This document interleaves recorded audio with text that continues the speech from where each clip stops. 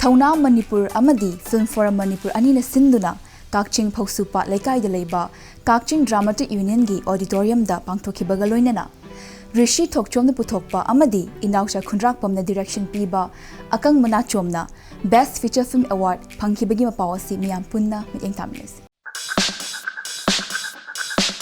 Thauna Manipur Amadi Film Forum Manipur Anina Sinduna 11th Manipuri Film Awards Manifa 2023 Haukiba April Kunga Humdoi Nomajing Numita Mai Park na Kakching District ki Kakching Fausupat Laikai da Laiva Kakching Dramatic Union gi Auditorium da Pangthokre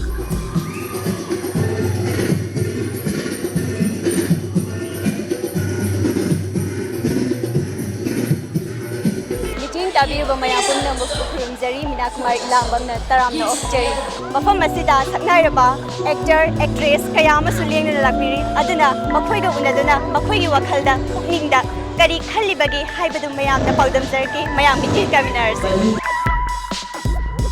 Rishi Thokchomna Puthokpa Amadi Inamcha Kundrakpamna Direction Piba Akang Banachomna 11th Manipuri Film Awards Manifa 2023 gi Best Feature Film Award Phangkre ai hana hojik zikle mina jari batamo se best director ta khaba best film ta khaba adugi director duneba tamo kai khobi ge festival sida aina best director oduga aina pizaba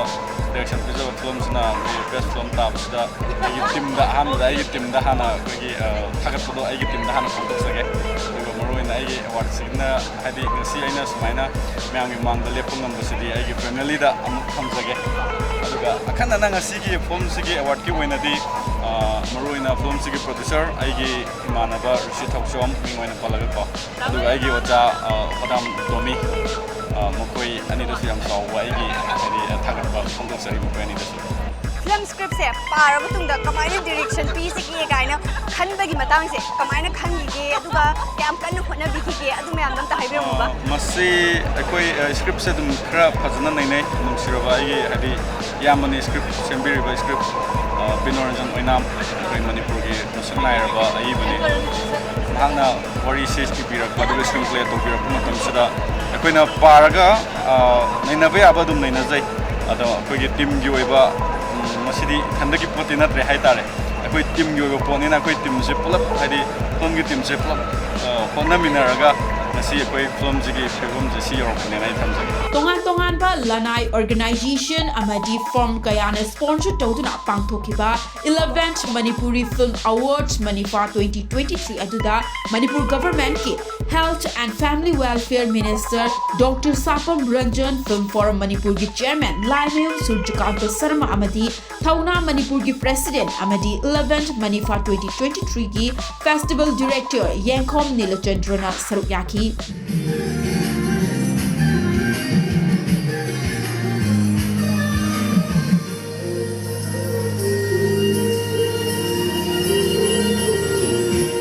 11th Manipuri Film Awards Manifa 2023 give Best Actor Leading Role Female da Nomipaiwa Repiski Itoi Oinam Best Actor Leading Role Male da Akang Banachom gi Silhaiba Ningthojam Dasalaiba yam nungai phawe dasalibina smaina best actor ta rakpase dagi credit se kana da bibininge credit che ahan bada aigi yamba wachibra Ningthojam amadi aigi film sida haitare sigi award chibu phangaliba sigi akang mana chongge team sida bijai film se kumba matamda awanungai thengnar khibodo adum ta haidiuba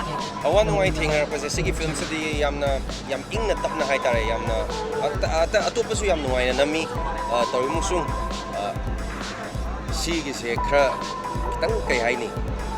neta na namba haigadra adumaina namkiba film mo kashi thedo ko awa ba kasu legi dena haijing film sida haidi khwaidagi pam na tawjakhiba dialogue majamta tawbiyongba Artinana keno salamdai se aina lawba la kuma tamda ya da wi matang si dum tawjara aina su yam hajar fauda namda ai ko ta bida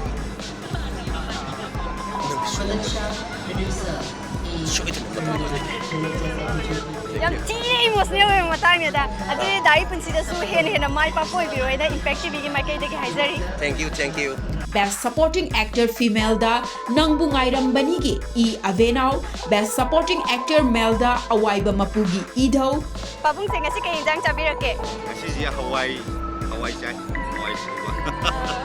Pabung gi mingse akhoi na taja badai di film da mayam na taja badai idau haraga taiba. Ado asing mingse kay kaubigi aduga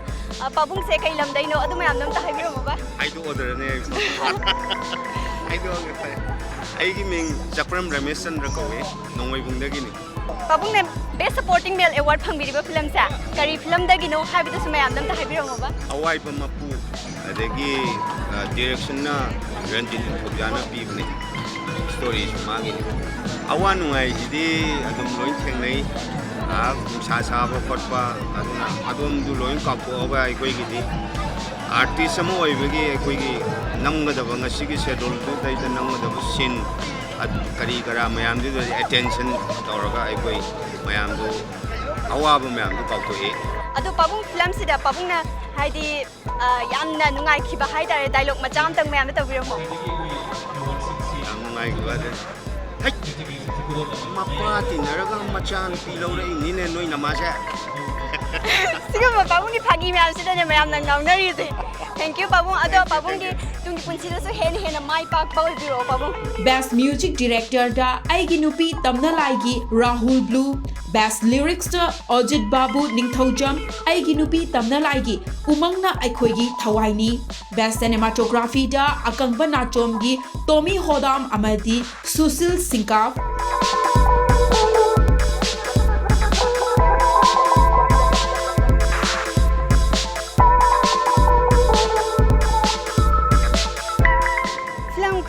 Acting kuding phajai sigi dance phajai haidi kanani ek to buno kanani choreography to buno ne hek ta hang ko matam da kanai to rami je bi visa sana thank you je ngasi je na award phang pa se kai phaubi ge adugi matik nungai adugi matik harawi ko adugi haidi ai tomdana mana se lobagi keno se longning de haibati film sigi member me amama ko aidi oza ojit babu adudagi aigi assistant rimas adudagi few members sing suda in credit training hai tare aduga adugi matik ngai harawe hai tare je dudi film si de je na thengna ki ba awanu ngai hai tare yamna haidi awanu ngai se waba yam wai adubu isai se tholok matam da hai tare awaba sing du loi makau gi hai tare haidi group yam yame haidi team gi ko haidi member 40 mu surang gani aina kan to base haidi pung cholong kangpu adudagi ek tauba dancer me am se aina haidi manage tong no one of the why hai tare adubu adu tawraba matam da khoi gi isai du yenga matung da awaba do loi kau gra hai tare je film se makhan ne ba ko adu ya je na film si da haidi amta manadab ni na si film si da ama tawgre si film se am tawgre amta sumana de kamai tawraga je na haidi tawraki ge ahinga je tum da raba je adi adu chume tumde earpiece thunjalaga taba aduga aidi sumai munna tara kandaga step am thule ne ka haibda ahin khangde nongan ba khangde nongalam dai khangde phuk khogale adu step to habet khogalaga ga phamung da dum tawba gumba adu dum yawe aduga manadana ba khona ba da aidi sai khara dum collection tawraga manaba yawdabra ne kaina aina isai ki collection da yengjaba haidi si manaba yawbra kaina manaba yawdore aigi graph se adu da change main ga tawba do maina haidi khara khonai hai tare extraordinary ne ba line pithokani chi ge thank you yam nungai jari che du di tung da sumai pa koi bi jage thank you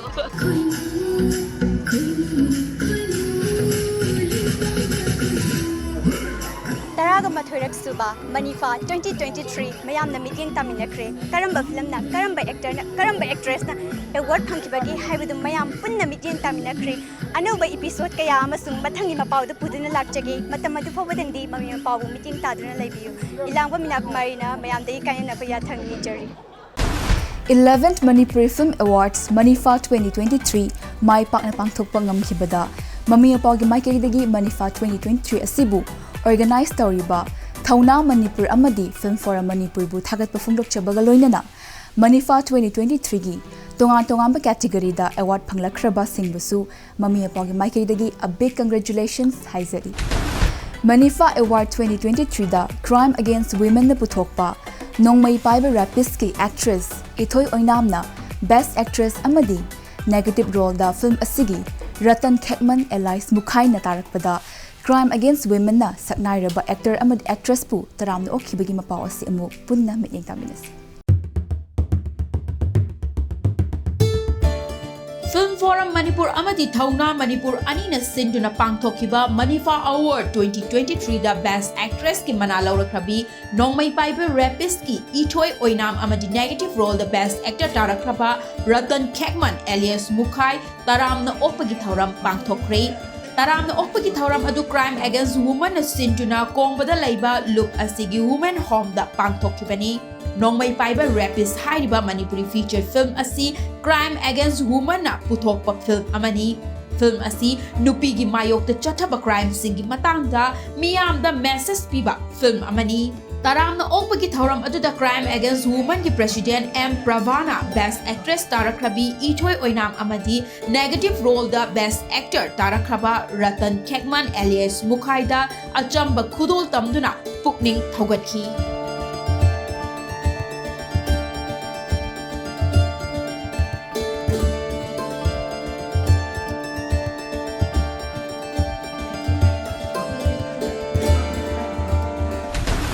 Thauna Manipur amadi Film Forum Manipur anina sinduna pangthokiba 11th Manipuri Film Awards Manifa 2023 gi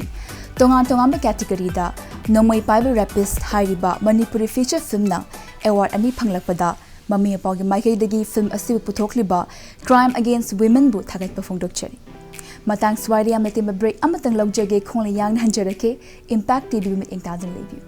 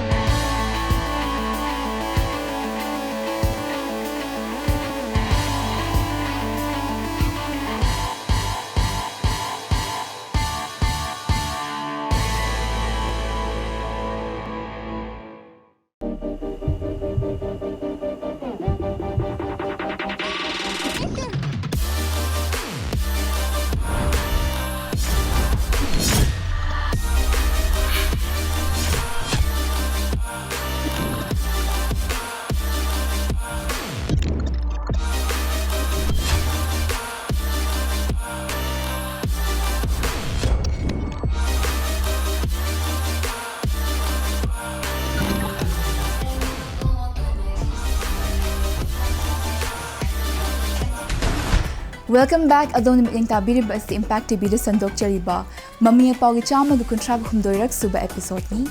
Break ki matungda puzirak libam pao asina.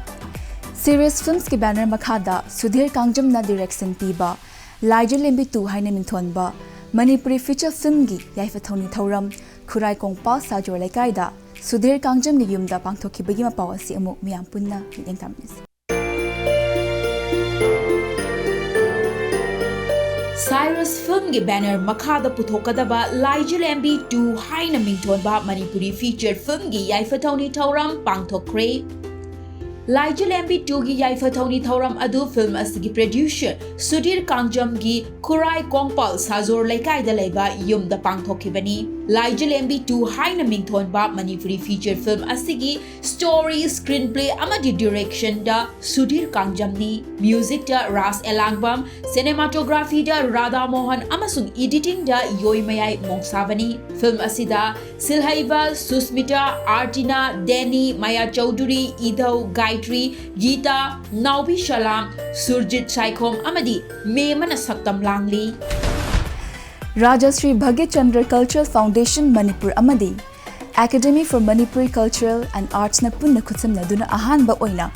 Basanta Ras Utsap ki saruk amu oina Bangladesh ki manung chana laiba Silhet ki Manipuri Rajbari Mandapta Basanta Ras Utkibagi Mapao asi amu miyang punna mityang taminasi. Ahanba Basanta Ras Utsav Bangladesh ki Salhetta Laiba Manipuri Rasbari Mandapta pangthokre. Rajashree Bhagat Chandra Cultural Foundation Manipur amad Academy for Manipuri Cultural and Arts na punna kusam na duna chathakiba Basanta Ras Utsav asigi manung channa Basanta Rasu Utki.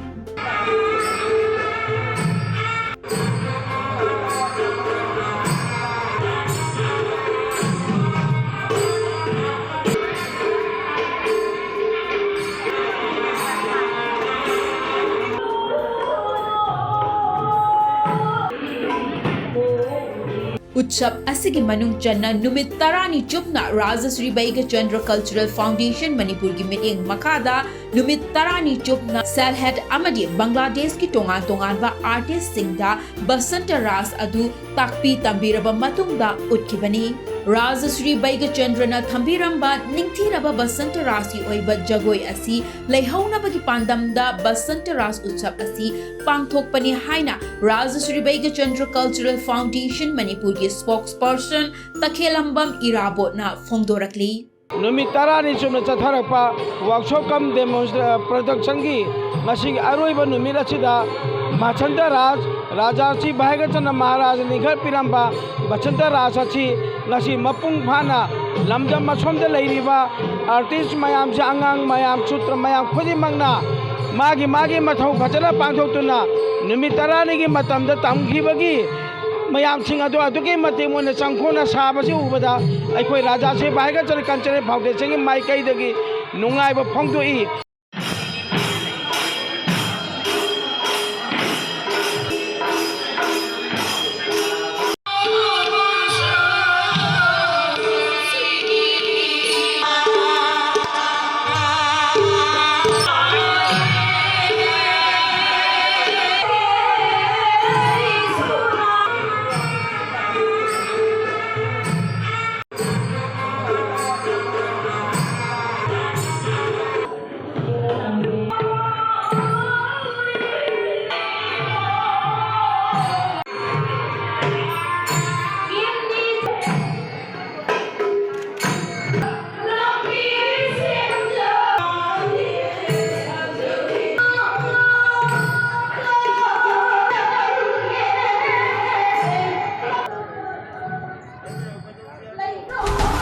Aroibada puja